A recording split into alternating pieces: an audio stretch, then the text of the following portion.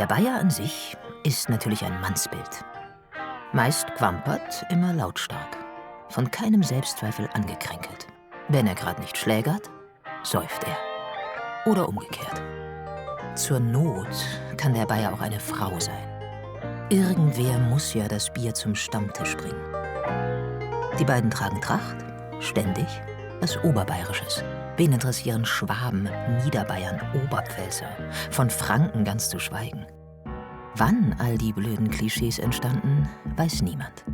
Sicher ist nur, ihre weltweite Verbreitung verdankt sich einer Erfindung, die seit dem Deutschen Kaiserreich zum Bestseller wurde. Sie nennt sich Humorpostkarte.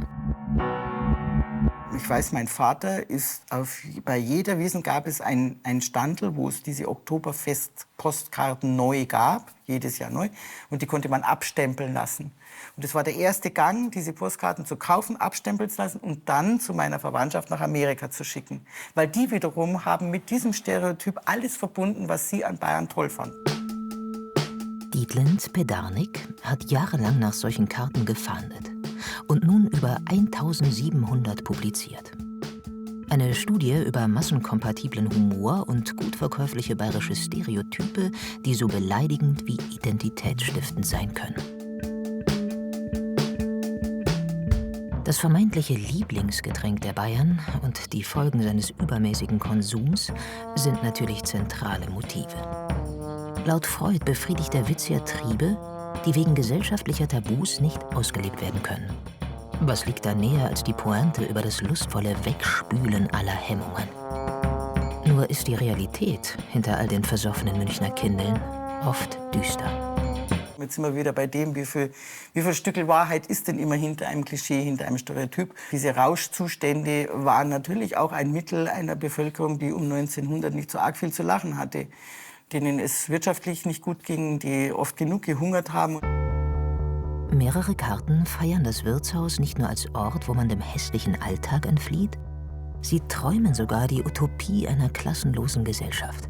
Im Rausch sind alle vereint. Wehe dem, der sich nicht am Suff beteiligt. Das bayerische Ressentiment gegenüber Milch, Limonaden oder ganz schlimm Wassertrinkern wird nur noch durch die Abneigung gegenüber dem Saupreis übertroffen, selbst wenn er mal ein Bier hebt. Also über den anderen zu lachen, über den Preußen zu lachen, ist befreiend, wenn man eigene Ängste hat. Wenn man Angst hat, als Bayer gefressen zu werden nach der Reichsgründung und alle Rechte zu verlieren. Ich bin ein Preuße. Kennt ihr meine Farben? Bloß nicht so werden. Allerdings macht sich der Bayer durch permanente Betonung des Mirs an mir oft selbst zur Lachnummer. Man möchte manche dieser Karten gewissen Mitmenschen noch heute als leise Mahnung schicken. Auch die Satire auf die als Bayern kostümierten Preußen ist im Kern zeitlos. Verhaltensauffällige Touristen fluten die Alten nach wie vor. Zuneigung zwischen Bayern und Preußen gibt es nur da, wo man gemeinsam einen noch größeren Feind ausmacht. Kriegsbesoffenheit und Hurra-Patriotismus ist der Humorpostkarte nicht fremd. Sie dokumentiert noch andere Feindseligkeiten. In Simbach am Inn wirbt das Bräuhaus Zach gereimt für seine Judenfreiheit. Als die Karte verschickt wird, ist der im gegenüberliegenden Braunau geborene Postkartenmaler Hitler erst 11 und der deutsche Antisemitismus schon uralt.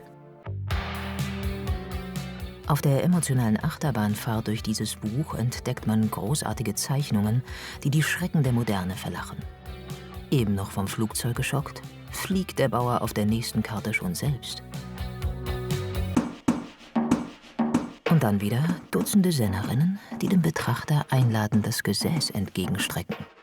Kellnerinnen, die von allen Seiten begafft und begrapscht werden.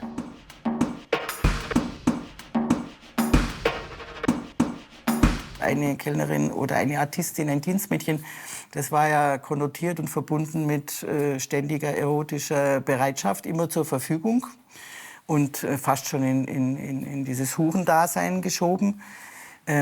Und da sind schon Karten dabei, da habe ich wirklich geschluckt. Da bleibt einem das Lachen dann auch wirklich im Halse stecken. Irgendwann hört man auf zu zählen, wie viele Schützenlieseln sich eine Zielscheibe vors Geschlechtsteil halten. Wie viele Frauenhaxen auf Schlachtplatten angeboten werden. Bavarian Psycho. Und es geht noch tiefer.